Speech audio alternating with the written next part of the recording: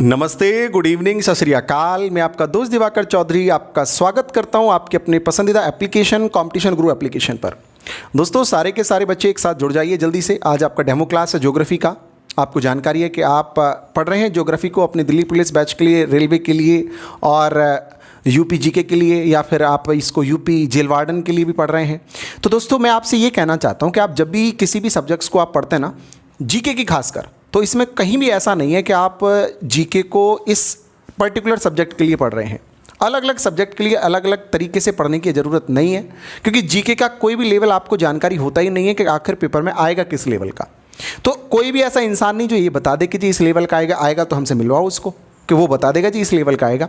जो सवाल आईएएस के प्रीलिम्स में पूछे गए वो सवाल कांस्टेबल में भी देखे गए। तो इस बात से ये बात साफ हो जाती है कि आपको जीके का ना कंप्लीट स्टडी करना है, कंप्लीट अध्ययन करना है, कुछ भी छोड़ना नहीं है। क्योंकि आपकी एक चीज़ भी अगर आप छोड़ देते हैं ना, तो फिर इसका मतलब है कि आपकी तैयारी परफेक्ट नहीं है, क्योंकि इसका कोई आपको दायरा ही नहीं मालूम है कि कहाँ से आने वाला है। खैर, मेरा सब्जेक्ट ज्योग्राफी और मैं आपको ज्योग्राफी पढ़ाने जा रहा हूँ, भूगोल यानी कि इसके बारे में बहुत सारी चीज़ें मैं आपसे चर्चा करूँगा। जो भी स्टैटिक जीके के या करंट अफेयर्स के सवाल बनेंगे साथ के साथ में कंप्लीट करके आपको दूंगा। ठीक है, सारी की सारी चीज़ें आपको, इसमें कोई भी डाउट नहीं बचेगा। सारे के सारे, चाहे कोई भी सवाल हो, जैसे कि मैं आपसे ये कहता हूं कि बताइए पाकिस्तान के साथ में भारत के कौन कौन से राज्य सीमा साझा करते हैं, तो पहले उत्तर क्या होता था? पहले जम्मू कश्मीर उत्तर होता था। ठीक है, पंजाब, राजस्थान, गुजरात और जम्मू कश्मीर, इस तरीके से आप उत्तर बता देते। लेकिन अभी और कौन सा ऐड हो गया? लद्दाख ऐड हो गया अभी। तो वो सारी की सारी जो चीज़ें चेंज है ना, वो सारी की सारी मैं आपको बताऊंगा। ठीक है, हमारा पढ़ाने का तरीका किस तरीके से रहेगा? मैं आपको ज्योग्राफी पढ़ाऊंगा, ज्योग्राफी यानी कि भूगोल पढ़ाऊंगा, भूगोल। इस भूगोल को जब मैं आपको पढ़ाऊंगा तो मैं इसकी थ्योरी भी आपको कराऊंगा, सारी की सारी थ्योरी सारी कराऊंगा, मैपिंग भी सारी कराऊंगा, मैपिंग भी मैं आपको सारी कराऊंगा। अच्छा, हिंदी में भी चलेगा, हिंदी में भी चलेगा। मैं हिंदी को हिंदी में ही लिखता हूं, हिंदी में भी चलेगा और इंग्लिश में भी चलेगा। यानी हिंदी वालों को भी कोई प्रॉब्लम नहीं है और इंग्लिश वालों को भी कोई प्रॉब्लम नहीं होगी। थ्योरी में आपको कराऊंगा, मैपिंग में आपको कराऊंगा। ये सारे के सारे आपको खुद से नोट्स बनाने हैं, सेल्फ नोट्स बनाने हैं, सेल्फ नोट्स।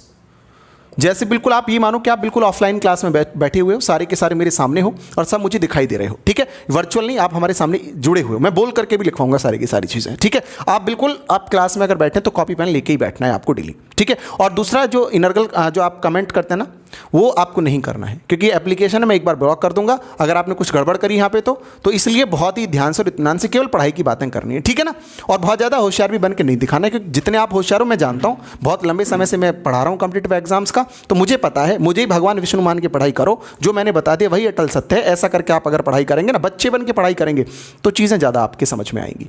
तो मैंने आपसे क्या कहा? आपको सेल्फ नोट्स बनाने। फिर देखो आपके कमेंट्स आने लगते हैं, क्या सर आप नोट्स नहीं प्रोवाइड करोगे? बच्चे, प्रोवाइड्स करूंगा मैं नोट्स, सारी की सारी PDF आपको मिलेगी, लेकिन आपको खुद के नोट्स जरूर बनाने, खुद से जरूर बनाना है। ठीक है, ऐसे तो आप किताबें भी खरीद सकते हो, फिर तो आप किताब खरीद के पढ़ लो उसमें से, फिर आप यहाँ पे क्यों पैसे खर्च कर रहे हो? तो आपको समझ में आ रहा है, आपको सेल्फ नोट्स यानी खुद से नोट्स बनाते हैं। सारे के सारे मैपिंग आपको खुद करनी है। मैं यहाँ पे बोर्ड पे बनाऊंगा, वो सारा का सारा आपको कॉपी में नोट करना है, कॉपी में सारा का सारा नोट करके चलना है। ठीक, बात क्लियर? कॉपी में सारा का सारा आपको नोट करके चलना है। आप कहते हो कि जी मेरे को मैप बनाना नहीं आता, कोई है सर जिसको मैप नहीं आता बना जो अभी तक मैप ही नहीं सीखा उसने बनाना हुआ, ड्राइंग उसकी बहुत ख़राब है, तो फिर तू ये बता कि तूने आज तक अपने जीवन में करा क्या है? अगर तेरे को मैप नहीं बनाना, जैसा भी आ रहा है, उल्टा सीधा जैसा भी आ रहा है, लेकिन बनाना है खुद से, बनाना है अपने नोट्स में, खुद से उसको बनाना है। ठीक, क्लियर? समझ में आ रही कहानी? चल रहे हैं सिलेबस की ओर, सुनो ध्यान से। इसको मैं हटा देता हूँ आपके सामने से। हमारा टॉपिक क्या है बच्चे? हमारा टॉपिक है जियोग्राफी। जियोग्राफी हम पढ़ा रहे हैं आपको, जियोग्राफी ये पढ़ा रहे हैं हम आपको, जियोग्राफी। इसको आप हिंदी में क्या कहते हैं? भूगोल। हिंदी में क्या कहते हैं? भूगोल। अगर मैं इसको पार्ट्स में डिवाइड करूंगा तो दो पार्ट्स से मिलकर बना, एक तो वर्ड है आपको जियो और दूसरा वर्ड क्या है? Plus graphy. ठीक है, जियो पहला वर्ड है और ग्राफी दूसरा वर्ड है। ठीक है, जियो का मतलब क्या चीज़ है? जियो का मतलब है अर्थ। अर्थ, अर्थ मतलब पृथ्वी, अर्थ मतलब पृथ्वी। और ग्राफी का मतलब क्या चीज़ है? Description, description.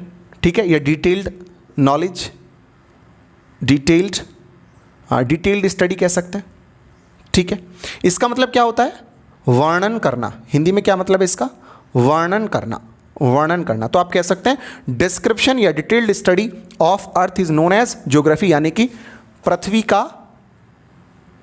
का संपूर्ण वर्णन, संपूर्ण वर्णन जिसके अंदर आप करेंगे उसको ही क्या कहलाता है, वही क्या कहलाता है, भूगोल कहलाता है। वही क्या कहलाता है बच्चे, भूगोल कहलाता है। क्लियर है, वही क्या कहलाता है, भूगोल कहलाता है। तो आप कह सकते हैं whole study of earth is called as geography. Clear होता है आपको, ये बात समझ में आती है। यानी जैसे कि मान के चलो आपकी जो अर्थ है, उस अर्थ के आसपास जो भी कुछ है, आसपास उसके अंदर सब कुछ, इसका एटमॉस्फेयर बाहर का, ठीक है, एटमॉस्फेयर ये सारे का सारा, ये सारी चीज़ एटमॉस्फेयर है।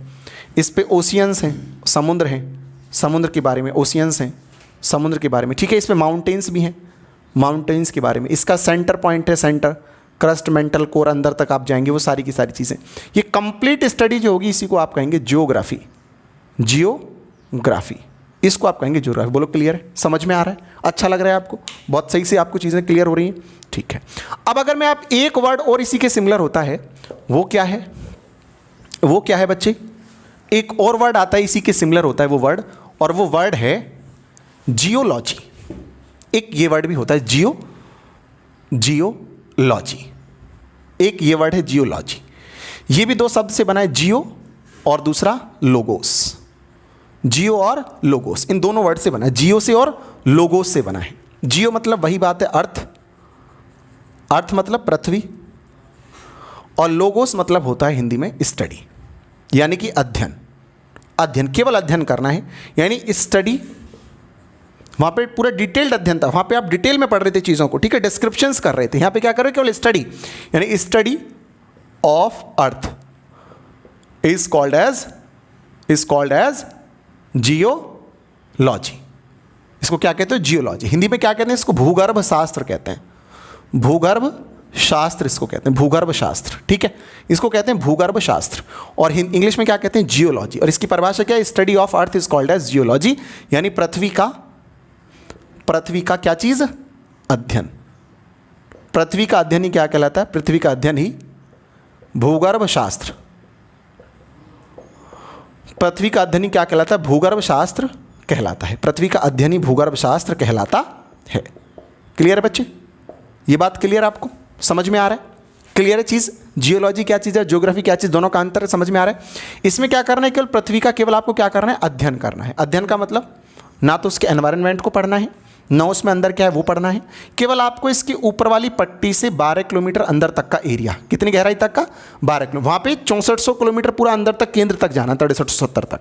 यहाँ पे केवल कितना जाना है, 12 किलोमीटर तक, केवल ऊपर से, और 12 किलोमीटर, पूरी क्रस्ट में भी अंदर नहीं घुसना, केवल ऊपर ऊपर का इसका छोटा सा अध्ययन इसके बारे में कर लेना है। वही क्या कहलाता है, जियोलॉजी, भूगर्भ शास्त्र। यानी ये बहुत छोटी बात है और ज्योग्राफी बहुत बड़ी बात है। तो हमारे सिलेबस में क्या चीज़ है, ज्योग्राफी वर्ड है, हमारे सिलेबस में ज्योग्राफी है, ना कि जियोलॉजी है। यानी हमको संपूर्ण डिटेल्ड में, वर्णित रूप में, उसमें कुछ भी नहीं बचना चाहिए। पत्थर, चट्टान, नदियाँ, ओशियन, अंदर पृथ्वी कैसी है, बाहर क्या है, सारा का सारा कॉस्मोस, सब कुछ हमको पढ़ना है। उसी को हम क्या कहते हैं, पृथ्वी बनी कहाँ से है ना, सन की क्या थ्योरी है, बिग बैंग क्या थ्योरी थी, मतलब पूरा का पूरा डिटेल कुछ नहीं बचे पृथ्वी के बारे में, वो क्या कहलाता है, ज्योग्राफी कहलाता है। तो हमारे सिलेबस में क्या चीज़ है, ज्योग्राफी। बोलो क्लियर है, बोलो हाँ या ना, बोलो हाँ या ना। कॉपी पेन निकालो, लिखना चालू करो जल्दी से, लिखना चालू करो जल्दी से, कॉपी पेन निकालो, लिखना चालू करो। पृथ्वी का वर्णन भूगोल कहलाता है, पहला point. Description of earth is called as geography. लिखो जल्दी लिखो, मैं जो बोल रहा हूँ उसको लिखते चलो, साथ के साथ लिख चलो। Description of earth is called as geography. पृथ्वी का वर्णन भूगोल कहलाता है। और दूसरा परिभाषा लिख लो, दूसरा लिख लो जल्दी से, दूसरा लिख लो बच्चे, जल्दी से लिख लो दूसरा। Study of earth is known as geology. पृथ्वी का सामान्य अध्ययन भूगर्भ शास्त्र कहलाता है। क्या कहलाता है बच्चे, भूगर्भ शास्त्र कहलाता है, भूगर्भ शास्त्र कहलाता है। लिख लिया आपने, भूगर्भ शास्त्र कहलाता है। क्या कमेंट आ रहे हैं आपके, चलिए कमेंट आज मैं इधर देख पा रहा हूँ, तो सब लोगों को क्लियर है ना। एक बार बोलो, कोई डाउट है क्या, कोई सवाल पूछना है, आपके दिमाग में कोई सवाल आ रहा है, बोलो एक बार। बिल्कुल बिल्कुल सही है, ठीक है, बहुत अच्छे, बिल्कुल ठीक है, चिंता नहीं करनी है। क्या आगे बढ़ें, क्या कहना चाहते हो, जो पढ़ा रहा हूँ उसको पढ़ लो, ठीक है। इधर उधर का कुछ करोगे ना, देखो आपके, अगर आपके पास एक्स्ट्रा पैसे हैं तो आप इधर उधर के कमेंट करिए, जो पढ़ा रहा हूँ उसको पढ़ लो, ध्यान से पढ़ लो, वही है, मुझे को मालूम है ना क्या पढ़ना है आपको, इसलिए ध्यान से आ जाओ बच्चे। क्लास को चलने तो दो, पहले चालू तो करने दो मेरे को सिलेबस को, चलेंगे आगे, इतना जल्दी क्यों भागना है आपको। मैंने कहा ज्योग्राफी, ज्योग्राफी के नाम आते ही नाम आएगा एराटोस्थनीस। Eratosthenes, Eratosthenes. दोस्तों सबसे पहले ज्योग्राफी वर्ड को इन्होंने लिया था, सबसे पहले अपने मुंह से वर्ड जो निकाला ज्योग्राफी, इरेटोस्थनीज ने निकाला। इसी कारण से इनको क्या कहा गया है? फादर ऑफ ज्योग्राफी, पृथ्वी का ज्योग्राफी का जनक या पिता। अगर आपसे पूछे भूगोल का पिता, भूगोल का जनक या फादर ऑफ ज्योग्राफी किसको कहा गया है, तो फादर ऑफ ज्योग्राफी किसको कहा गया है? इरेटोस्थनीज को ही फादर ऑफ ज्योग्राफी कहा गया है। क्लियर? लिख लो इस बात को भी कि इरेटोस्थनीज को ही पृथ्वी का, सॉरी भूगोल का, इरेटोस्थनीज को ही भूगोल का जनक कहा गया है। इरेटोस्थनीज को भूगोल का जनक कहा गया है। लिख लीजिए जल्दी से, इरेटोस्थनीज को ही भूगोल का जनक कहा गया। अब हम अपनी कार्रवाई चालू करते हैं। ठीक है बच्चे, कार्रवाई चालू करते हैं कि हमारे पेपर में क्या क्या चीज़ आने वाली है और हम क्या क्या चीज़ पढ़ने वाले हैं। सब चीज़ हम आपके सामने क्लियर करते हैं। यानी कि आपके सामने मैं बताने जा रहा हूँ आपको सिलेबस, क्या सिलेबस है आपका, यानी कि पाठ्यक्रम क्या है, सारा का सारा मैं आपको बताने जा रहा हूँ, सारा का सारा डिस्कस करता हूँ। दोस्तों आपके सिलेबस जो है वो दो भागों में बटा हुआ है, एक तो वर्ल्ड ज्योग्राफी में, वर्ल्ड ज्योग्राफी, और दूसरा इंडियन ज्योग्राफी, इंडियन ज्योग्राफी। दो पार्ट में आपका बटा हुआ है, वर्ल्ड ज्योग्राफी और इंडियन ज्योग्राफी। ठीक है, वर्ल्ड ज्योग्राफी में आपके पेपर में क्या क्या चीज़ें हैं, तो वर्ल्ड ज्योग्राफी में सबसे पहले मैं यहाँ से पढ़ाऊँगा इसको, इंटीरियर पार्ट ऑफ अर्थ, यानी कि पृथ्वी की आंतरिक संरचना, आंतरिक संरचना। ठीक है, दूसरा हमारे पेपर में क्या हो जाएगा, प्लेट टेक्टोनिक्स थ्योरी, यानी कि प्लेट विवर्तनिकी, प्लेट विवर्तनिकी। ठीक है, तीसरा क्या हो जाएगा, रॉक्स, रॉक्स यानी कि चट्टान। क्लियर? फिर हमारे अंदर क्या आ जाएगा पेपर में, सिलेबस में अगला क्या आ जाएगा, वॉल्केनो यानी कि ज्वालामुखी, ज्वालामुखी पढ़ेंगे हम। क्लियर? फिर अर्थक्वेक यानी भूकंप, अर्थक्वेक पढ़ेंगे यानी भूकंप पढ़ेंगे। और फिर 7 कॉन्टिनेंट्स को पढ़ेंगे, 7 महाद्वीपों को पढ़ेंगे, 7 कॉन्टिनेंट्स यानी 7 महाद्वीपों के बारे में पढ़ेंगे। ठीक, इतना एक पार्ट हमने इसमें किया। फिर हम आगे क्या पढ़ेंगे, ओशियनोलॉजी में आ जाओ, तो हम पढ़ेंगे 5 ओशियंस जो भी हैं, 5 महासागरों को पढ़ेंगे। फिर इनकी लवणता के बारे में पढ़ेंगे, सैलिनिटी के बारे में, सैलिनिटी मतलब लवणता, लवणता, और ओशियंस मतलब महासागर, महासागरों को यहाँ पढ़ेंगे, और कॉन्टिनेंट्स मतलब 7 महाद्वीप, इनको पढ़ेंगे। ठीक, इसके बाद आ जाओ, जो आप जब समुद्र पढ़ेंगे, लवणता पढ़ेंगे, तो जो इसमें समुद्र में करंट बहती हैं, यानी कि 9वां चैप्टर आप यहाँ पे आ जाओ, करंट यानी कि धारा। ठीक है, धारा, धारा। इसके अलावा सुनामी पे आ जाएंगे, फिर सुनामी, सुनामी। ठीक है, सुनामी की बात करेंगे आपसे, सुनामी की बात करेंगे, ज्वार भाटों की बात करेंगे। फिर आगे आ जाओ, एटमॉस्फेयर पे आ जाएंगे, फिर हम एटमॉस्फेयर, एटमॉस्फेयर मतलब वायुमंडल, वायुमंडल। ठीक है बच्चे, इसके बाद में आ जाएंगे हम एयर प्रेशर, एयर प्रेशर यानी कि दाब पे आ जाएंगे। और फिर हम आपके सामने आ जाएंगे विंड यानी पवने। फिर इसके बाद हम आ जाएंगे, फिर इसके बाद आ जाएंगे हम सिस्टोन यानी कि चक्रवात, चक्रवात पर आ जाएंगे, चक्रवात पर आ जाएंगे। ठीक है, फिर उसके बाद हम पहुंच जाएंगे क्लाउड्स यानी कि बादल, 15वां चैप्टर बादल, क्लाउड्स यानी बादल। ठीक है बच्चे, क्लाउड्स हो गया, बादल हो गया। इसके बाद में हम आ जाएंगे स्टार्स यानी तारे। ठीक है, कौन सा तारा, सूरज तारा, प्रॉक्सिमा सेंचुरी, वो सारा चीज़ें। प्लैनेट्स, प्लैनेट्स यानी कि ग्रह। ठीक, इसके बाद सैटेलाइट्स, सैटेलाइट्स मतलब कि उपग्रह, उपग्रहों पे आ जाएंगे। ठीक है, क्लियर है। इसके बाद में क्या बचेगा, सैटेलाइट्स हो गया। फिर एक्लिप्स, एक्लिप्स, एक्लिप्स का मतलब है ग्रहण। ठीक है बच्चे, तो ये तो हमारा वर्ल्ड ज्योग्राफी का पोर्शन हो गया, इतना सारा। ठीक, जल्दी से आप एक बार बताओ, समझ में आ रहा है आपको? Interior part of earth, plate tectonics, rocks, volcano, earthquake, 7 continent, 7 महाद्वीप, 5 ओशियन, सैलिनिटी यानी लवणता, कॉपी पेन लेके लिखते रहो जल्दी जल्दी से, सब सारा कुछ लिखते रहो। मैं कह रहा हूँ ना, सारे नोट्स खुद से बना के चलना है। बिल्कुल ये मानो ऑफलाइन क्लास चली हुई, आप हमारे सामने बैठो, कुछ भी सवाल नहीं बचेगा, ये वादा है मेरा, कोई भी सवाल नहीं बचेगा। ठीक है बच्चे, कोई भी सवाल नहीं बचेगा। करंट, धारा, tsunami, atmosphere, air pressure, wind, cistron, clouds, stars, planet, satellite, Eclipse, यानी हिंदी में बादल, तारे, ग्रह, उपग्रह, ग्रहण, धारा, सुनामी, वायुमंडल, दाब, पवन, चक्रवात, पृथ्वी की आंतरिक संरचना, प्लेट, विवर्तन की चट्टान, ज्वालामुखी, भूकंप, सात महाद्वीप, महासागर, लवणता, ये सारी चीज़ हम पढ़ेंगे वर्ल्ड ज्योग्राफी के अंदर। क्लियर है? कुछ लोग कह रहे हैं कि बच्चे जो है सर जो दो नंबर के लिए इतना सब कुछ, तो बेटा अगर ऐसी सोच है ना तो कभी सिलेक्शन नहीं होगा जीवन में, कभी भी नहीं होगा। मैं बता रहा हूँ आपको, ऐसा कौन दुनिया का वैज्ञानिक है जो मेरे को ये बताएगा कि ये चीज़ 2 नंबर की आएगी, ये चीज़ 1 नंबर की आएगी? है आपको मालूम है कहाँ से आएगी? इसमें बता सकते हो कहाँ से आएगा? आप पढ़ना है ना आपको सारा। मैं क्या कह रहा हूँ आपसे, मैं सुनो एक बार, आपको दोबारा मैं ज्योग्राफी पढ़ा रहा हूँ, इसके बाद आपको कहीं दूसरी जगह से ज्योग्राफी पढ़ने की जरूरत पड़नी नहीं चाहिए। तो आपकी कोई बात है। अगर आप इसके लिए अलग से पढ़ रहे हो, फिर यूपीएसआई के लिए अलग से पढ़ रहे हो, फिर उसके बाद में सीजीएल के लिए अलग से पढ़ रहे हो, कोई फायदा नहीं है ऐसा काम कंप्लीट, क्योंकि अंतर ही नहीं, आप बता ही नहीं सकते कहाँ क्या आने वाला है। इंतजार करो। समझ आ रहा है? क्लियर है? बातें समझ में आ रही हैं? डाउट तो नहीं ना? लिख लिया आपने? इसको लिख लिया? किधर से? इधर से मिटा देता हूँ, ठीक है? आप उधर पहुँच गए होंगे, इधर से मिटा देता हूँ, ठीक है? इसकी बात करता हूँ किसकी? मैं इंडियन ज्योग्राफी की। इसको मैं थोड़ा सा यहाँ से मिटा लेता हूँ। अब इंडियन ज्योग्राफी का सिलेबस देख लो। इंडियन ज्योग्राफी में क्या क्या पढ़ेंगे हम? इंडियन ज्योग्राफी का सिलेबस देख लो थोड़ा सा। इंडियन ज्योग्राफी का सिलेबस देख लो। भारत के भूगोल में इसको ही मिटा देते हैं, इसको ही मिटा देते हैं। चलो आ जाओ ध्यान से। इंडियन ज्योग्राफी में हम क्या पढ़ने जा रहे हैं? इंडियन ज्योग्राफी, भारत का भूगोल। इसके अंदर हम क्या चीज़ पढ़ेंगे? इसके अंदर क्या चीज़ पढ़ेंगे? पहले तो इंट्रोडक्शन पे ही पढ़ेंगे, इंट्रोडक्शन ऑफ इंडिया, ठीक है? इंट्रोडक्शन ऑफ इंडिया, ठीक है? कितने डिग्री पर है, लोकेशन क्या है इंडिया की पृथ्वी पर, ग्लोब पे कहाँ पे कैसे लोकेशन पढ़ेंगे, यानी कि इसको आप कह सकते हैं परिचय, ठीक है? पहला चैप्टर परिचय। फिर मोस्ट इंपॉर्टेंट माउंटेन, माउंटेन्स यानी कि पर्वत, ठीक है? प्लेटू, प्लेटू मतलब पठार, ठीक है? पासेस यानी कि दर्रे, ठीक? और क्या?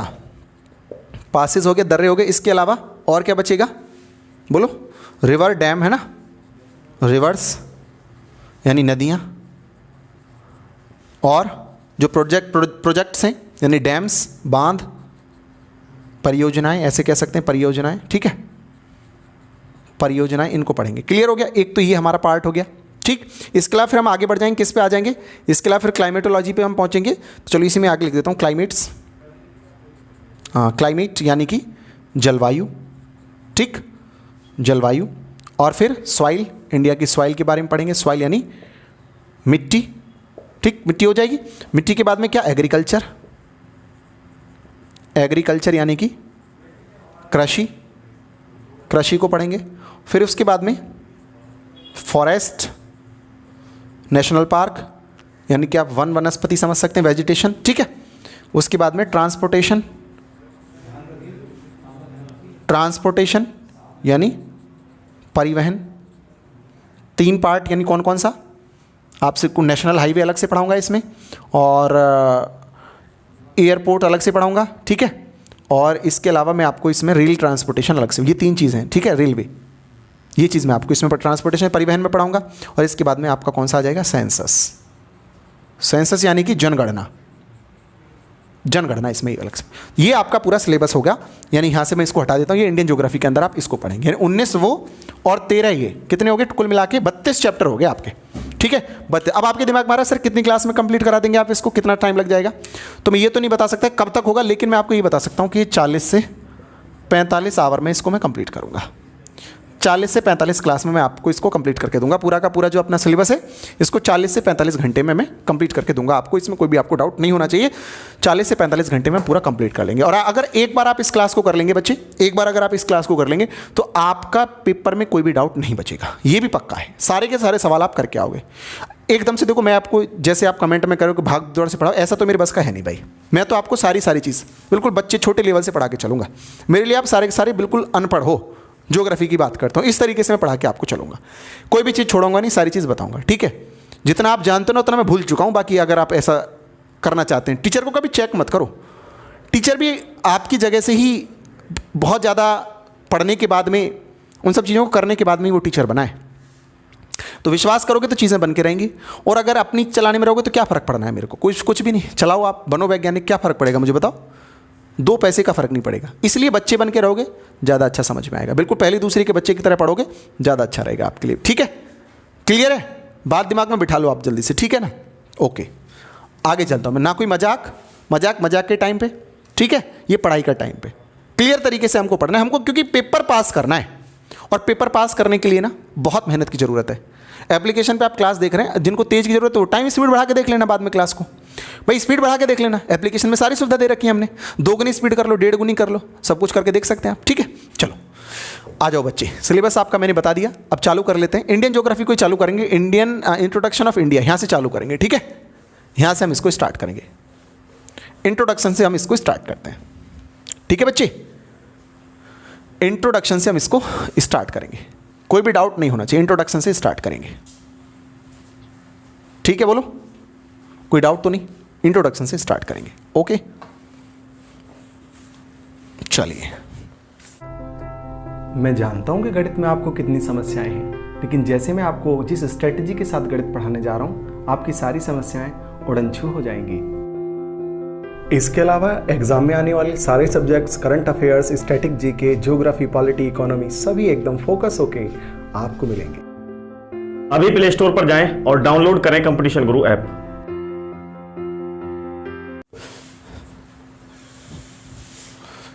ठीक है बच्चे, आ जाओ। इंट्रोडक्शन ऑफ इंडिया, ये हमारा इंट्रोडक्शन का पार्ट हम चालू कर रहे हैं। ठीक है, इंट्रोडक्शन मतलब कि परिचय, इसको चालू कर रहे हैं।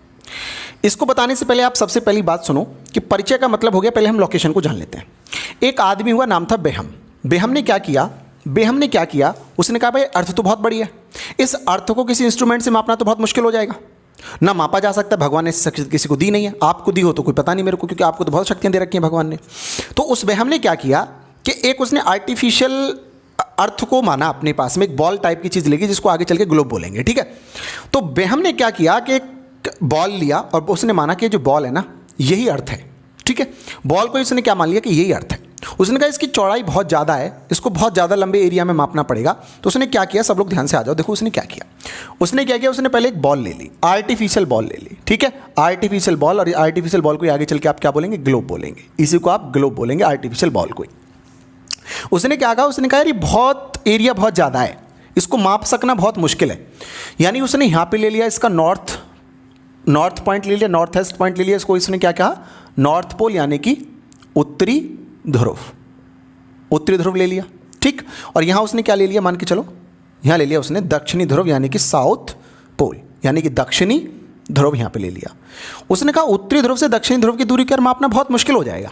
तो मान के चलो कोई बहुत दूरी ज़्यादा आपके सामने, ये मान के चलो एक्स पॉइंट है, ये वाई पॉइंट है, बहुत ज़्यादा दूरी है, ये आप माप नहीं सकते। तो आप क्या एक काम कर सकते हैं, इसको बराबर एरिया के टुकड़ों में काट लो, फिर एक की दूरी माप लो, और फिर जितने भी ये टुकड़े बने हो 1 2 3 4 5 6 और 7 बने, जैसे मान चलिए 2 सेंटीमीटर आ गया, आपको बताया ऐसे 7 टुकड़े हैं, तो 7 गुणा कर लो तो 14 उत्तर आ जाएगा। यानी बहुत सारे एरिया को एक छोटा सा एरिया बना लो, उस बांट लो, और जो एक है उसको माप लो, और जितने एरिया बने उसकी गुणा कर लो, तो ये तरीका सरल है। तो उसने भी यही काम किया, उसने क्या किया, इसको इस तरीके से बांट लिया। ठीक है, इस तरीके से उसने इसमें बांट लिया। उसने यहाँ पे क्या किया, इसका जो यहाँ पे केंद्र कहीं होगा वहाँ से होकर के रेखा इस तरीके से गुजार दी, ऐसी इसके ऊपर भी रेखाएँ गुजार दी, ऐसी उसके ऊपर भी रेखाएँ गुजार दी उसने, ऐसी उसने नीचे भी रेखाएं गुजार दी। इस तरीके से बराबर एरिया की बराबर दूरी पर स्थित ये रेखाएं गुजारी। ठीक, ये जो रेखाएं हैं इनको बोला गया अक्षांश बोला गया, यानी इंग्लिश में आप इनको कहते हो लैटिट्यूड। अभी लैटिट्यूड लॉन्गिट्यूड जब चैप्टर अलग से पढ़ाऊंगा ना, तब इसको बहुत अच्छे तरीके से बहुत डिटेल में पढ़ाऊंगा। अभी मैं केवल इंडिया के परिचय की बात कर रहा हूं, तो इसलिए थोड़ी सी जानकारी मेरा देने का काम है। बाकी मैं सीधे भी आपको बता सकता था कि 8 डिग्री 4 मिनट पे नीचे वाला पॉइंट है ना, 68 डिग्री और 7 मिनट पे इधर में, ये वो मेरे बस का नहीं है। मैं आपको हर एक चीज़ समझा के बताऊंगा। ठीक है, तो मैंने आपको क्या किया, वो आपको सारी चीज़ समझो, डिग्री क्या है, वो चक्कर क्या है, समझ में आना चाहिए ना, इसलिए। तो मान चलो यहाँ सेंटर है, सेंटर के ऊपर वाला पार्ट, ये तो सरफेस पे है, और ये कैसी लाइन है उसने हमने खींच ली है। दरअसल पृथ्वी पर खींची हुई थोड़ी, नेचुरली आप पृथ्वी पर इन लाइनों को ढूंढने जाओगे तो मिलेंगी थोड़ी, नहीं मिलेंगी।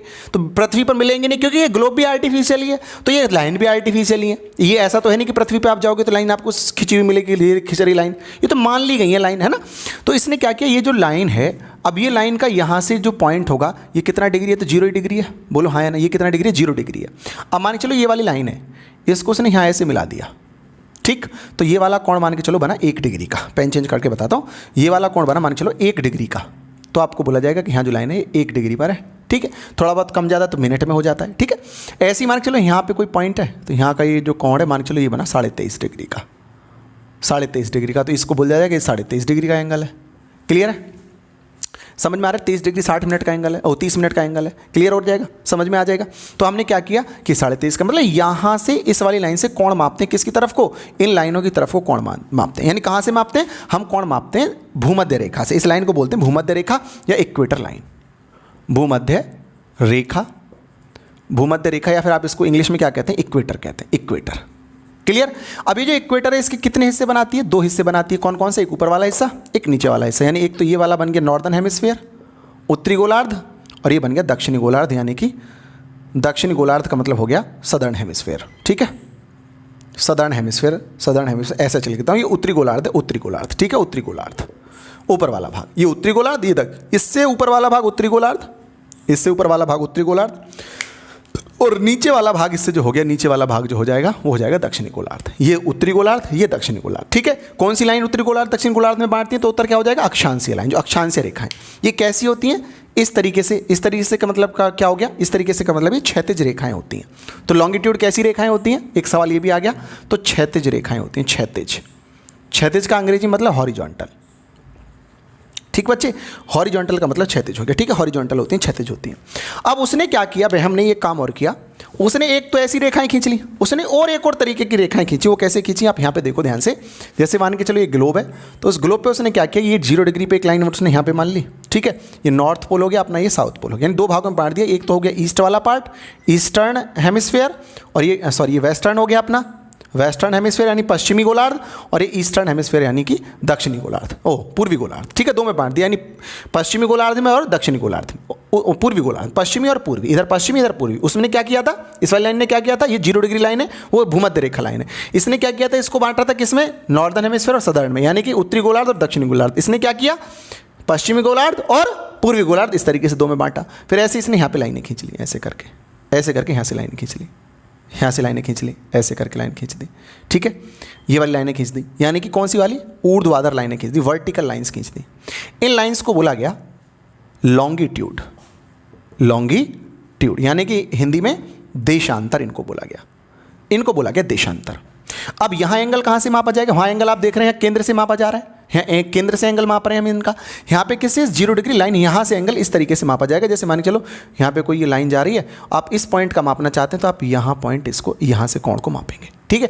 यहाँ का मापना है तो आप यहाँ से कोण को मापेंगे इस तरीके से। इस पॉइंट का मापना है तो इसको, मान चलो आपको यहाँ से इस पॉइंट पे मापना है कितना कोण बनेगा, तो आप यहाँ से लाइन खींचेंगे, इस कोण को देखेंगे, जितने डिग्री का होगा आप बोल देंगे। 0 डिग्री वाली लाइन से देखते हैं, किस वाली लाइन से, 0 डिग्री वाली लाइन के सापेक्ष में देखेंगे उस पॉइंट का कितना एंगल बन रहा है। जितना भी एंगल बनेगा वो इस तरह से एंगल कहलाएगा। तो यानी आपको क्या क्लियर हो गया, आपको क्या क्लियर हो गया। और एक और बात इसमें क्या लिख लें, और एक और बात इसमें ये लिख लें कि ये कैसी लाइन होती है, ऊर्ध्वाधर होती हैं, ऊर्ध्वाधर रेखाएं हैं। ऊर्ध्वाधर का मतलब है वर्टिकल है, वर्टिकल है। वर्टिकल लाइंस क्या कहलाती हैं, लॉन्गिट्यूड यानी देशांतर कहलाती हैं। क्या ये पृथ्वी पर ओरिजिनली मौजूद है, नहीं है, ये कैसे केवल आर्टिफिशियल है। तो लिखना चालू करो पॉइंट वाइज कि पृथ्वी पर उपस्थित काल्पनिक रेखाएं, पृथ्वी पर उपस्थित काल्पनिक रेखाएं, पॉइंट लिखो, the imaginary lines present on earth, पृथ्वी पर उपस्थित काल्पनिक रेखाएं लैटिट्यूड तथा लॉन्गिट्यूड कहलाती हैं, लैटिट्यूड और लॉन्गिट्यूड कहलाती हैं, called as latitude and longitude, called as latitude and longitude. Next point लिखो, अगला पॉइंट लिखो, अक्षांशीय रेखाओं का कोण, अक्षांशीय रेखाओं का कोण भूमध्य रेखा के केंद्र से मापा जाता है, अक्षांशीय रेखाओं का कोण भूमध्य रेखा के केंद्र से मापा जाता है। The angle of latitude is measure from the centre of equator, ठीक है, measure from the centre of equator. और इसमें क्या लिख लेंगे, देशांतर रेखाओं का कोण, लिखते रहो ना, पेन कॉपी से लिखते रहो, इंपॉर्टेंट है, पूछा जाएगा पेपर में कहाँ से मापा जाता है, फिर उस दिन मेरी ध्यान आएगी आपको। देशांतर रेखाओं का कोण 0 डिग्री लाइन से मापा जाता है। The angle of longitude is measure from 0 degree line.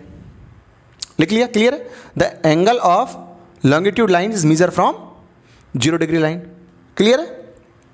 ये कैसी हैं? ऊर्ध्वाधर हैं। वो कैसी हैं? क्षैतिज हैं। ठीक है, ये ऊर्ध्वाधर हैं, ये क्षैतिज है। आगे लिखो, नेक्स्ट पॉइंट लिखो, अक्षांश देशांतर ये सभी रेखाएं काल्पनिक होती हैं। अक्षांश देशांतर ये सभी रेखाएं काल्पनिक होती हैं। Longitude and latitude both lines are imaginary.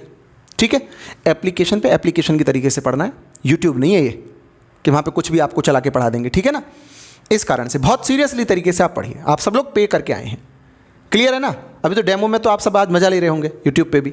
ठीक है, चलो क्लियर हो गया, समझ में आ गया, बढ़िया है, बहुत अच्छा। ठीक है, आज इस क्लास का तो स्क्रीनशॉट भी आ जाएगा क्योंकि यूट्यूब पे आप चल रहे होंगे, तो अगर आप बना नहीं पा रहे हैं तो स्क्रीनशॉट ले लो, बाद में बना लें, लेकिन आदत डाल लो। ठीक है, नोट्स आपको अपने आप खुद से तैयार करके चलना है। क्लियर, पक्का? चलो आ जाओ, आप ध्यान से आ जाओ, ध्यान से आ जाओ, इसको हटा रहे हैं। मेरा इस बताने का ध्येय ये कि मैं आपको समझाना चाहता हूँ, मैं आपको डायरेक्ट लिखवाना नहीं चाहता कि बता दूँ, बस इंदिरा पॉइंट बता दूँ और ग्रेट निकोबार में बता दूँ और केप कैमोरीन बता के आपको पल्ला झाड़ दूँ, ऐसा नहीं चाहता मैं। एक एक चीज़ बताऊँगा, एक एक चीज़, क्योंकि पेपर में तो सब कुछ पूछ रहा है। आजकल का आप लेवल को डिसाइड नहीं कर सकते पेपर का। अब ये अर्थ है, ठीक, ये अर्थ की ये क्या चीज़ है? भूमध्य रेखा है। और ये क्या चीज़ है? अपनी 0 वर्टिकल लाइन है, ये वाली। ठीक, ये कौन सा है? उत्तरी गोलार्ध, ऊपर वाला गोलार्ध जो क्या है? उत्तरी गोलार्ध, नॉर्दर्न हेमिस्फीयर है। और ये क्या? सदर्न हेमिस्फीयर है। अगर आप देखा जाए इधर से तो ये ईस्टर्न हेमिस्फीयर है, सॉरी वेस्टर्न हेमिस्फीयर है, और ये इधर ईस्टर्न हेमिस्फीयर है। ठीक है, तो जो इंडिया की लोकेशन है ना, वो ना इसमें ना इसमें ना इसमें, इसमें है वो, यानी कि नॉर्थ वाले में और ईस्ट वाले में, इस वाले में, यानी कि इधर से देखें तो पूर्वी गोलार्ध में और इसके सापेक्ष देखें तो उत्तरी गोलार्ध में, यानी यहाँ पे है इंडिया लगभग। ठीक है, मैं इंडिया का थोड़ा सा यहाँ पे मानचित्र बताने का प्रयास करता हूँ। ठीक है, ये इंडिया की लोकेशन आप देख सकते हैं। ठीक बच्चे, समझ आ रहा है? कोई डाउट तो नहीं है? ये इंडिया का अपना हमने लोकेशन बनाया, यानी इंडिया जो वो कहाँ पे? इंडिया कहाँ पे? इंडिया जो है वो इस वाले पार्ट में है, यानी कि नॉर्थ हेमिस्फीयर में कह सकते हैं और ईस्ट हेमिस्फीयर में कह सकते हैं, यानी पूर्वी उत्तरी गोलार्ध में है। पूर्वी और उत्तरी गोलार्ध में अपना इंडिया जो है वो है। अब जब यहाँ से आप कोण मापते हो तो ये जो एंगल जाता है यहाँ का, ऐसे जो इसका ये वाला जो पॉइंट है सबसे, इसका जब आप एंगल माप के देखते हो तो ये जो कोण बनता है ना यहाँ पे, ये जो कोण बनाते हो आप, इसको जब मापते हो तो ये कोण बनता है अपना कितना? 68 डिग्री और 7 मिनट का कोण बनता है। 68 डिग्री और 7 मिनट का कोण बनता है। और कौन से वाले हेमिस्फीयर में? कौन से वाले में बच्चे? कौन से वाले में? ये नॉर्थ में, लेकिन हम चूंकि इस तरफ की बात करें तो किधर इसमें आ जाएगा? ईस्ट में आ जाएगा। तो यहाँ क्या लिखोगे? ईस्ट लिखोगे। ठीक है, ऐसे जब आप यहाँ का कोण मापोगे, यहाँ का कोण मापते हो तो यहाँ का कोण मापोगे कहाँ से? यहाँ से मापोगे बच्चे, यहाँ से मापोगे इसका कोण को। तो जब आप इस कोण को माप के नहीं जाते हैं तो ये कोण कितना आता है? ये कोण कितना आता है बच्चे? ऐसे करके अगर आपसे पूछता है तो ये आता है 8 डिग्री और 4 मिनट। और कौन से हेमिस्फीयर में? नॉर्दर्न में। ठीक, फिर अगर मैं इसकी बात करता हूँ तो यहाँ पे अपना एक और पॉइंट, इसका बिल्कुल पूर्वतम बिंदु पे जाते हो तो यहाँ जब आप कोण को माप के देखते हो तो यहाँ पे जो कोण बैठता है अपना, तो यहाँ पे कोण बैठता है 97 डिग्री और 25 मिनट का। 97 डिग्री 25 मिनट का कोण बैठता है। ठीक है, 97 डिग्री 25 मिनट का कोण बैठता है। और जब आप यहाँ पे जाते हो, यहाँ पे इस पॉइंट पे पहुँचते हो, ये नॉर्थ, यहाँ पे क्या लिखोगे? इधर से मापा तो ईस्ट लिखोगे। ठीक है, 97 डिग्री इतने का बैठता है। और जब आप इसको मापोगे यहाँ से, इस वाले कोण को जब आप मापते हो, इस वाले कोण को जब आप मापते हो तो ये वाला कोण कितना बैठता है बच्चे? ये वाला कोण कितना बैठता है? ये कोण बैठता है अपना 37 डिग्री 6 मिनट का। 37 डिग्री 6 मिनट का कोण बैठता है। ठीक है, एक बार टैली करो, सही लिखा है ना? एक बार सब लोग देख लीजिए, एक बार सब लोग समझ लीजिए इस बात को। बहुत ही आसान, बहुत ही सरल बात मैंने आपको बताई है, बहुत ही सरल बात बताई है, बहुत ही सरल बात। ठीक है बच्चे, बहुत सरल बात बताई है मैंने। जब आप इस वाले कोण को माप के जाते हो, यहाँ पे जो कोण बैठता है कितने का बैठता है? 37 डिग्री का। और जब आप यहाँ पे मापते हो तो कितने का बैठता है? 97 डिग्री का। जब आप इसको मापते हो तो कितने का बैठता है? इसको वाले कोण को मापते हो तो कितने का बैठता है? 68 डिग्री और 7 मिनट का। और जब आप इस वाले कोण को मापते हो, इस वाले कोण को मापते हो तो ये कितने का बैठता है? 97 डिग्री 27 मिनट का कोण बैठता है। क्लियर हो रहा है?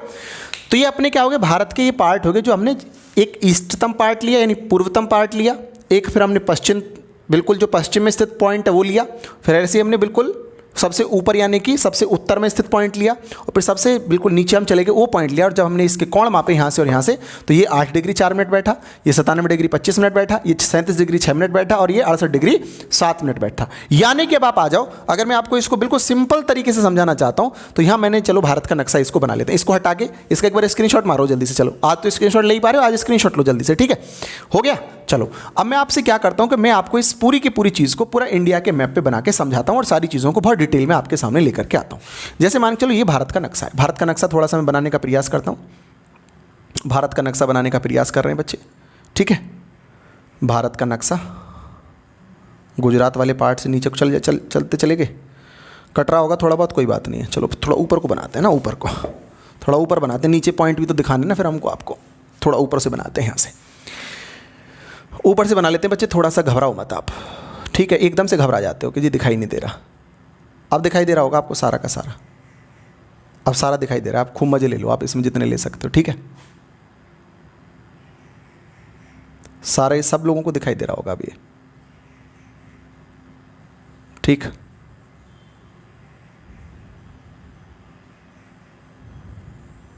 ये इंडिया का नक्शा मैंने आपको बना के बताया।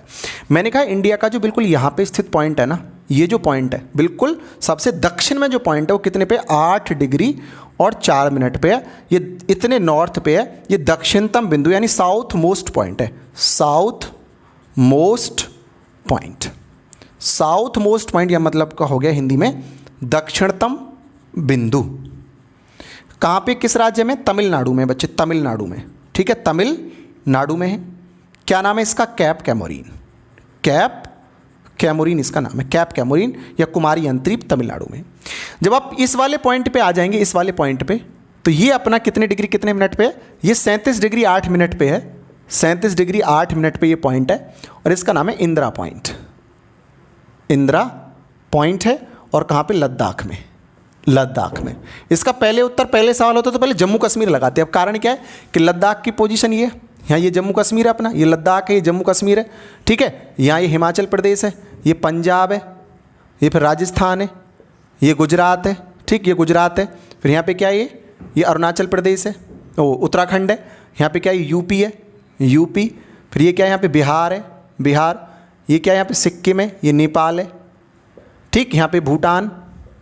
फिर यहाँ पे ये कौन आ रहा है, पश्चिम बंगाल आ रहा है, इस तरीके से पश्चिम बंगाल, वेस्ट बंगाल आ रहा है। और फिर यहाँ पे कौन आ रहा है, ये अरुणाचल प्रदेश आ रहा है, अरुणाचल प्रदेश, ठीक है। मैंने ये बाउंड्री के कुछ राज्य भी यहाँ पे मैंने बना दिए। तो मैंने क्या बताया आपको कि ये जो पॉइंट है किसमें, लद्दाख में है। लद्दाख में इसका नाम क्या है, इंदिरा पॉइंट नाम है, लद्दाख में 37 डिग्री 8 मिनट पे आता है। अब जब यहाँ पे आते हो, इधर वाला जो सबसे पॉइंट आएगा तो आएगा गुजरात में, कच्छ के रण में आएगा। कितने डिग्री कितने मिनट पे, 68 डिग्री और 7 मिनट ईस्ट पे आएगा। और इसका जो नाम है वो है गौर माता, ठीक है, गौर माता। ये भारत का कैसा है, पश्चिमतम, वेस्टेस्ट, पश्चिमतम या मोस्ट वेस्ट पॉइंट कौन सा है, तो गौर माता कितने डिग्री पे, 68 डिग्री 7 मिनट पे। ये अपना कौन सा हो गया, उत्तरतम, most north point. Most north point की अगर मैं बात करता हूँ, मोस्ट नॉर्थ पॉइंट की बात करता हूँ बच्चे, तो मोस्ट नॉर्थ पॉइंट कहाँ पे अपना, 37 डिग्री 8 मिनट, लद्दाख में। क्या नाम है, इंदिरा पॉइंट इसका नाम है, ठीक है। अगर मैं इधर आ जाता हूँ, इधर, तो अपना जो पूर्वतम पॉइंट है, अपना पूर्वतम, ये कौन सा है, किबुथु, किबुथु है, किबुथु। किबुथु कहाँ पे, अरुणाचल प्रदेश में, अरुणाचल प्रदेश में, ठीक है, अरुणाचल प्रदेश में। अरुणाचल प्रदेश में कितने डिग्री पे, 97 डिग्री और 25 मिनट पे, 97 डिग्री 25 मिनट पे। ये क्या है, मोस्ट ईस्ट पॉइंट है, मोस्ट ईस्ट पॉइंट पेपर में पूछा जाएगा, उत्तर लगा देंगे। किबुथु किस राज्य में है, अरुणाचल प्रदेश में है। कितने डिग्री पर है, 97 डिग्री 25 मिनट पर है, ठीक है बच्चे। अब इधर क्या है, इधर भी पानी है, इधर भी पूरा पानी भरा हुआ है, ये पूरा पानी है, वाटर है, ठीक, ये वाटर है, यानी यहाँ पे कौन सा, अरब सागर है, अरेबियन सी है, अरब सागर, अरेबियन सी। इधर भी पूरा पानी है, ठीक। ये बांग्लादेश, खैर ये तो बांग्लादेश है, बांग्लादेश में तो मेनलैंड है। इसके नीचे आ जाओ, बे ऑफ बंगाल यानी कि बंगाल की खाड़ी, ठीक, यहाँ अपने इंडियन ओशियन नीचे, तो बे ऑफ बंगाल की बात कर रहे हैं। अब यहाँ पे क्या है, यहाँ पे भारत क्या आपको पता है, आइलैंड है, द्वीप है। ये द्वीप क्या है, अंडमान निकोबार द्वीप, आपको पता है। तो अब भारत का जो नॉर्थ एक पॉइंट आएगा, ये भी भारत का ही हिस्सा है, अंडमान निकोबार भी भारत का हिस्सा है। तो यहाँ भी एक पॉइंट है और ये कहाँ पे, ग्रेट निकोबार में है, ग्रेट निकोबार में, बिल्कुल साउथ ईस्ट आप जा रहे हैं, ग्रेट निकोबार में, ये भी भारत का हिस्सा है भाई। अब ग्रेट निकोबार में आप पहुंचे तो ग्रेट निकोबार में ये कितने डिग्री पे, 6 डिग्री और 4 मिनट पे है। 6 डिग्री 4 मिनट दिखाई दे रहा है आपको, यहाँ लिख देता हूँ अगर नहीं दिखाई दे रहा हूँ, वहाँ पे 6 डिग्री 4 मिनट पे, और इसका नाम भी क्या है, इंदिरा पॉइंट। अब इसका सवाल कैसे आता है, अब आपको ये सारे क्लियर है, इन दोनों में आपको कंफ्यूजन हो गया कि अब कैसे कैसे सवाल पूछेगा। देखो कैसे पूछे, अगर आपसे ये पूछे कि most south point of mainland of India, यानी कि हिंदी में भारत का मुख्य भूमि का लिखो इसको जल्दी, दक्षिणतम बिंदु, तो हमारा उत्तर क्या आएगा, कैप कैमोरीन। भाई ये जो है ना इंडिया की मेनलैंड, ये मेनलैंड है, ये यहाँ बीच में अगर वाटर आ गया, अब फिर द्वीप आया, तो पहाड़ तो इंडिया का है लेकिन इंडिया के मेनलैंड में जुड़ा हुआ नहीं है, ठीक है। ये मेनलैंड तो अपना ये मेनलैंड है, अगर यहाँ भी लक्षद्वीप के द्वीप हैं तो मेनलैंड का नहीं है वो, हाँ इंडिया का पार्ट है, इंटीग्रल पार्ट है, कोई छीन नहीं सकता, हमारे ही है। लेकिन मैं क्या बोल रहा हूँ, ध्यान से सुनो, लेकिन बीच में क्या आ रहा है, वाटर आ रहा है, इस कारण say that is not the part of mainland of India. वहाँ पे आप सड़क के मार्ग से नहीं जा सकते, जहाँ भी आप सड़क से जा सकते हो वो सारे के सारे जो पॉइंट है ना, वो सारे के सारे मेनलैंड ऑफ इंडिया के पार्ट रहेंगे। लेकिन जहाँ सड़क से नहीं जा सकते वो क्या रहेंगे, वो अलग रहेंगे, यानी इंडिया के रहेंगे। लेकिन अगर आप पेपर में, ये आपने लिख लिया, लेकिन अगर पेपर में ये वर्ड ना हो, मेनलैंड, ये वर्ड ना हो, most south point of India, बस इतना आ जाए, most south point of India, मैं दूसरी बात कर रहा हूं आपसे, most south point of India, केवल इस तरीके से आ जाए, यानी भारत का मुख्य भूमि वर्ड ना हो, दक्षिणतम बिंदु आ जाए, तो फिर कैप कमरीन उत्तर नहीं है, फिर क्या आ जाएगा हमारा, इंदिरा पॉइंट। कहां पे है इंदिरा पॉइंट, इंदिरा बिंदु कहां पे, ग्रेट निकोबार में। बोलो क्लियर है, बोलो समझ में आ रहा है, इंडिया की लोकेशन समझ में आ गई, क्लियर हो गया, इंडिया के बारे में ये बात समझ में आई, कोई डाउट तो नहीं है, बोलो जल्दी, कोई डाउट हो तो जल्दी बोलो, कोई डाउट है तो, आपको समझ में आ रहा है, क्लियर है, अच्छा लग रहा है, बिल्कुल जीरो से पढ़ाएंगे, कुछ भी छोड़ेंगे नहीं, A to Z पढ़ाएंगे, A to Z। एक बार तैयारी कर लो ना, क्या जा रहा है बताओ, पैसे आप खर्च कर रहे हो, एक बार तैयारी कर लो, फिर आपको जीवन में कहीं से पढ़ने की जरूरत, नोट्स बना के चलना सारे के सारे। हालांकि मैं आपको नोट्स वहाँ भी अवेलेबल कराऊंगा, लेकिन ऐसे तो किताब भी बहुत हैं, सारे नोट्स बना के चलो, देखो बोल के लिखवा रहा हूँ, आप ये मानो कि बिल्कुल ऑफलाइन क्लास चली हुई है, ठीक है। बताओ मज़ा आ रहा है, हॉट लग रहा है ना एकदम से, समझ में आ रहा है ना, समझ में आना चाहिए, ठीक है बच्चे। चलो हटाएं इसको यही सारी चीज़ें हटा देते हैं, सब लोग आ जाओ, बहुत ध्यान से जुड़े रहो। इसका स्क्रीनशॉट या चित्र भी आपने बना ही लिया होगा, मुझे विश्वास है, ठीक है। और नहीं तो बच्चे वीडियो ये तो आपको पता ही है, चैनल पे आपको मिल ही जाएगी, बाद में जब आएगी तो आप वहाँ से जब देख लीजिएगा, ठीक है। चलो बच्चे ध्यान से आ जाओ, ध्यान से सब लोग आ जाओ ध्यान से। अब मैं इंडिया की बात कर लेता हूँ थोड़ा सा, आउटर सरफेस, मैंने इंडिया की लोकेशन के बारे में आपको बात बता दी, अब मैं थोड़ा आउटर सरफेस पे बात करता हूँ। जो अपना इंडिया है, ये इंडिया के काफ़ी सारे नाम आप जानते हो। पहला नाम तो सबसे पहले आप भारत ही लिख लीजिए, भारत, इंडिया का नाम भारत, ठीक है, भारत लिख लेते हैं पहले, ठीक, भारत लिखते हैं, इसको हटा देते हैं यहाँ से, थोड़ा सा इधर जाएगा, इसको हटा लेते हैं इसको, ठीक है। चलो बच्चे जल्दी से आ जाओ, जल्दी से आ जाओ बच्चे, भारत, ठीक। दूसरा नाम इंडिया, हिंदी इंग्लिश दोनों में चलेगा, बिल्कुल टेंशन मत लो, इंडिया। और आप भारत का क्या नाम जानते हैं, हिंदुस्तान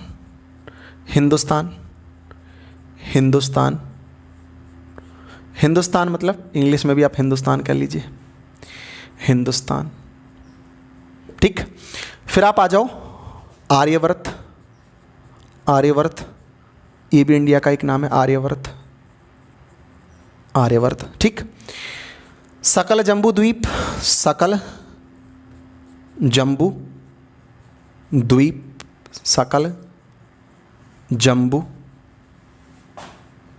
द्वीप, ठीक। यिंतु, ये भी भारत का एक नाम है, ठीक है। अब भारत का नाम भारत कैसे पड़ा, तो भारत में एक पुराने टाइम में एक राजा हुआ करता था, राजा भरत के नाम पर ही भारत का नाम भारत पड़ा, राजा भरत के नाम पर। और जो सबसे पहली जो प्रजाति है, सबसे पहले राजवंश कह सकते हैं, या सबसे पहले जो आप कह सकते हैं एक तरीके से जाति बनी, वो कौन सी थी, भरत राजवंशी था सबसे पहला जो था यही था, ठीक। इसके नाम पर हमारे देश का नाम क्या पड़ा, भारत पड़ा। फिर क्या हुआ, इंडिया में कौन आए, इंडिया में आए कौन? इंडिया में आए यूनानी। यूनानी मतलब ग्रीक्स। उन्होंने क्या कहा कि जो इंडस रिवर है, इंडस रिवर जो है, यानी कि जो सिंधु नदी है, इंडस रिवर मतलब सिंधु नदी जो है, इस सिंधु नदी के जो पूरब में जो सभ्यता बसी हुई है वो इंडिया है। इंडस के ईस्ट में, east of India is known as east India. ठीक है, इंडिया के इंडस रिवर के ईस्ट में, वहीं से ईस्ट इंडिया आएगा, इंडस रिवर के ईस्ट में, यानी कि सिंधु नदी के पूर्व में। तो उन्होंने कहा इंडस से ही इसको क्या बना दिया? इंडिया बना दिया। कहीं कहीं ये भी चर्चा मिलता है कि जब भारत में, जब किसका था, कौन का शासन था? चंद्रगुप्त मौर्य का। तो मैगस्थनीज भारत में आया था, उसने किताब लिखी थी इंडिका, और उस इंडिका के नाम पर भी भारत का नाम इंडिया पड़ा, ऐसा भी जिक्र मिलता है। ठीक है, तो आप हमको, लेकिन उसका पुराना प्रमाण क्या चीज़? यूनानी हमारे पास मौजूद है। ठीक, कहीं कहीं वो बात भी लिखी हुई है जो मैंने अभी आपको बोल के बताई है। हिंदुस्तान की बात करें तो भारत में कौन आए? ईरानी आए। ईरानी मतलब पर्सियन। जो पर्सियन थे, इन्होंने क्या बोला? ये से को प्रोनाउंस करते थे है, से को है बोलते थे, से को है बोलते थे। तो सिंधु नदी को इन्होंने कहा हिंदू नदी। ठीक, हिंदू नदी कहा। और उन्होंने कहा ये जो लोग बसे हुए हैं ना, जो हिंदू नदी के पूरब में जो बसे हुए हैं, ये हिंदू हैं। हिंदू नदी के जो पूरब में बसे हुए ये लोग हैं, ये हिंदू हैं। मतलब कोई कास्ट बिरादरी कुछ नहीं। जो लोग सिंधु नदी के पूरब में, उनको बोले पूरब में बसे हुए लोग हिंदू हैं, और इनका जो देश है वो हिंदुस्तान है। ये जो जगह है, इनको उन्होंने कह दिया कि हिंदुस्तान है। कि उन्होंने कहा? ईरानियों ने, पर्शियन ने कहा। आर्यवर्त ये कहाँ से आया? ये आया बच्चे वेदों से। वेदों से आर्य आया नाम। ठीक है, जैसे कि आप साइंस में क्या कहते हैं? होमोसेपियंस कहते हैं। होमोसेपियंस, होमोसेपियंस मतलब जो अफ्रीका में सबसे पुराना, सबसे पहले जो आदमी था उसको होमोसेपियंस कहा गया। ठीक है, होमोसेपियंस बोला गया।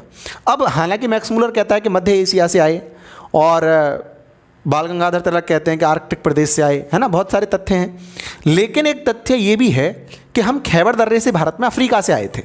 और आपको जानते हैं कि मानव का सबसे पहला फ्यूल कहाँ मिलेगा? अफ्रीका में मिलेगा।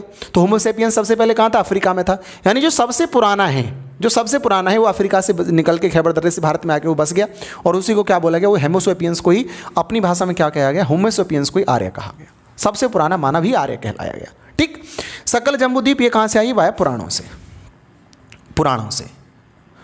और ये अपना जो यंतु है, ये चीनी यात्रियों ने बोला, चीनी यात्रियों ने। चीनी यात्री, इसका मतलब होता है देवताओं की भूमि। इस यंतु वर्ड का मतलब है, जो यंतु आप देख रहे हैं इसका मतलब है देवताओं की भूमि। भाई चीन में कौन है? बौद्ध लोग हैं, बौद्ध धर्म मानते हैं। अब भगवान बुद्ध का जन्म कहाँ हुआ? भारत में। ठीक है, भारत में। Nepal is also the part of सकल जम्बूद्वीपा, तो आप उसको मत सोचिएगा। तो भारत में, तो अब उन्होंने कहा ये देवताओं की भूमि है, यहाँ पे ही हमारे देवता का जन्म हुआ है, तो हमारे देवता की भूमि है। तो उन्होंने भारत को क्या कह दिया? उन्होंने भारत को कह दिया देवताओं की भूमि, यंतु कह दिया। चीनी यात्रियों ने भारत को यंतु कहा। तो भारत के नामों के बारे में आपको क्लियर हुआ, इंट्रोडक्शन थोड़ा मिला आपको। अब आ जाइए आगे की कहानी को आपको चलाते हैं। ठीक है, लिख लो एक बार इसको, जल्दी जल्दी जल्दी से लिख लो, जल्दी से। कुछ रह गया हो जल्दी से लिखो। टाइम देंगे, पूरा देंगे टाइम। ठीक है, आज थोड़ा डेमो, फिर पूरा टाइम देंगे आपको, पूरा सही से समय देंगे, सही से आपको लिखने का टाइम देंगे। बिल्कुल आप ऑफलाइन क्लास की तरीके से इसको पढ़िए, बिल्कुल मजे में। ठीक है, कुछ भी नहीं बचेगा। 100% सिलेक्शन की गारंटी के साथ में, 100% सिलेक्शन की गारंटी के साथ में। कुछ भी नहीं छोड़ेंगे, सारा कुछ बताएंगे, छोड़ेंगे कुछ भी नहीं, सब कुछ बता के चलेंगे। हटा दें क्या? हटा दें बच्चे इसको? बोलो हटा दें। चलो हटा देते हैं, इसको हटा देते हैं। सब लोग आ जाओ ध्यान से। मैं आपको क्या है, एक दो पड़ोसी देशों के बारे में और जिक्र करता हूँ आज की क्लास में, फिर नेक्स्ट क्लास में चलेंगे। ठीक है ना, फिर नेक्स्ट क्लास में हम चलेंगे। चलो आ जाओ, ध्यान से आ जाओ, सब लोग आ जाओ, सब लोग ध्यान से आ जाओ बच्चे, सब लोग आ जाओ बहुत ध्यान से। नक्शे से ही मैं आप बात को बनाता हूँ, पहले मैपिंग कर लेता हूँ थोड़ी सी। तो ये अपने इंडिया का छोटा सा मैप आपके सामने बनाता हूँ, छोटा सा मैप इंडिया का आपके सामने ऐसे ही ड्रॉ कर लेता हूँ फौरी तौर पे। ठीक है, अक्साई चाइना हमारा है। चलिए सब लोग आ जाओ ध्यान से।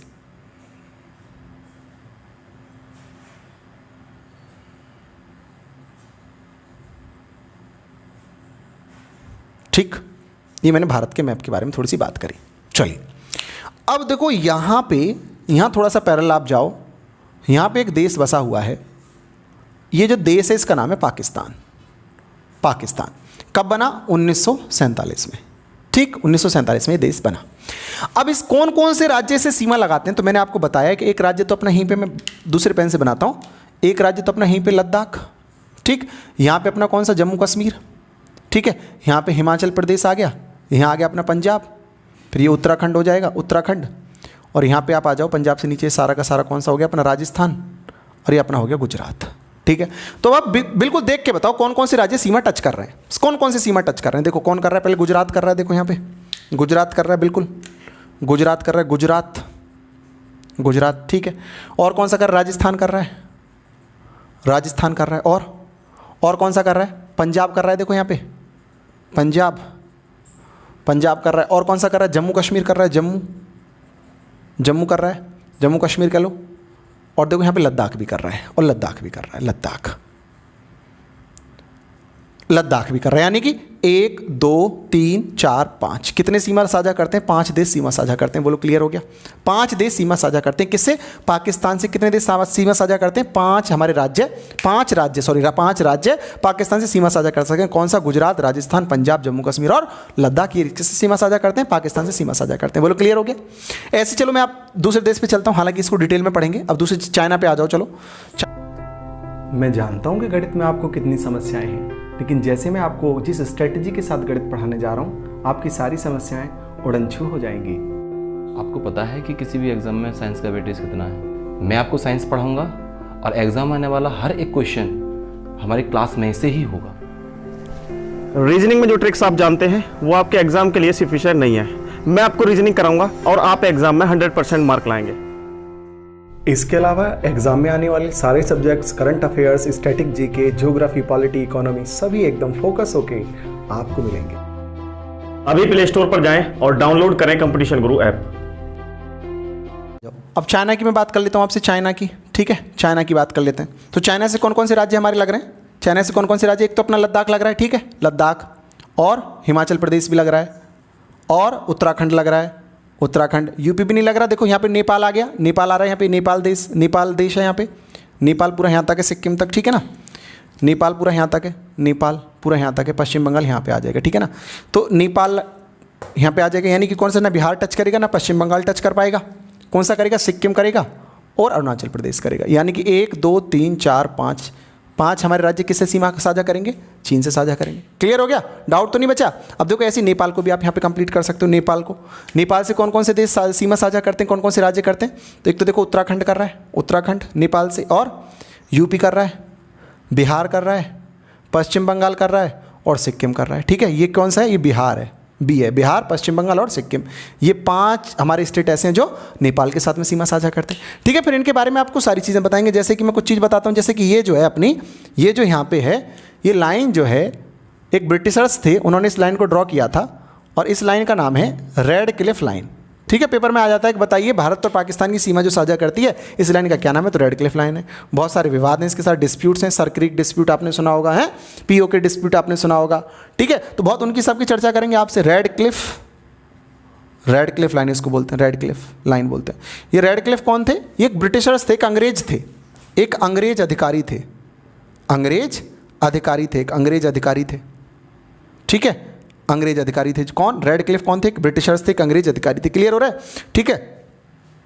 इसके अलावा ये कितनी सीमाएं, तो 3323 किलोमीटर ये सीमा साझा करता है। ठीक है, पाकिस्तान से कितनी हम साझा करते हैं, 3323 किलोमीटर। हालांकि सबसे ज़्यादा बांग्लादेश से करते हैं 4096 किलोमीटर, लेकिन ये पाकिस्तान से हम 3323 किलोमीटर साझा करते हैं। ऐसी चीन से भी कितनी करते हैं, 3400 कितना, 3400 बोलो कमेंट में एक बार, 88 किलोमीटर है ना, एक बार टैली कर लेना, 3488 किलोमीटर। ठीक है, सबसे ज़्यादा वैसे बांग्लादेश से करते हैं हम, कितनी, 4096 किलोमीटर। तो फिर ऐसी चाइना के बारे में सारी चीज़ें आपको बताएंगे। यहाँ बताएंगे किस तरीके से अपना सर क्रीक डिस्प्यूट है, यहाँ पे क्या है, सर क्रीक क्या है, मतलब पूरी की पूरी कहानी के रूप में, डिटेल के रूप में हम आपको चीज़ों को बताएंगे। तो डाउट तो नहीं, आपको सारी चीज़ें क्लियर हो रही हैं, बिल्कुल क्रिस्टली क्लियर आपको समझ में आ रहा है।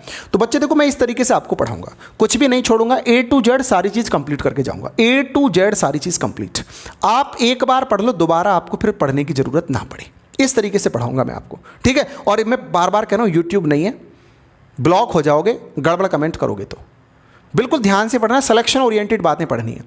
ठीक है, नोट्स बनाने साथ के साथ, ठीक, नोट्स बनाने साथ के साथ अपना लिखना है। पीडीएफ में आपको उपलब्ध कराऊंगा, नो डाउट। ठीक है, पीडीएफ में आपको उपलब्ध कराऊंगा, वो सारी चीज़ आपको वहाँ पे करने हैं। ठीक है, यूट्यूब पे आके भी मैं आपको कुछ ना कुछ प्रैक्टिस जरूर कराता रहूँगा, वहाँ पे भी आप जुड़ते रहिएगा। ठीक है ना, वो चीज़ भी आप बहुत ध्यान से कर लीजिएगा। और डेमो क्लास में मैं आपको बस यही बताना चाहता हूँ कि बैच बहुत ही सरल है, इतनी सारी, इतनी डिटेल्ड में चीज़ें, अगर आप इनको अलग अलग से पढ़ने लगोगे तो बच्चे वास्तव में ही आपका बहुत खर्चा हो सकता है। बहुत सरल तरीके से बैच लगा रखा है, बहुत कम दामों में लगा रखा है, तो आप इस बैच को ले सकते हैं। आपके लिए रामबाण बैच है, मैं तो सबसे यही कहूँगा कि दिल्ली पुलिस का जिन्होंने भी फॉर्म भर रखा है वो ज़रूर से इस बैच को ले लीजिए। 599 में कुछ भी नहीं होता है। बिल्कुल एक एक चीज़ को हम क्लियर कराएंगे, एक एक चीज़ को क्लियर कराएंगे, कोई भी चीज़ नहीं छोड़ेंगे, डिटेल में चलेगा सारा का सारा। और मैं आपसे यही सलाह दूंगा कि आप वन लाइनर पढ़ के, केवल टिक मार का पढ़ के आप सिलेक्शन नहीं ले सकते हैं।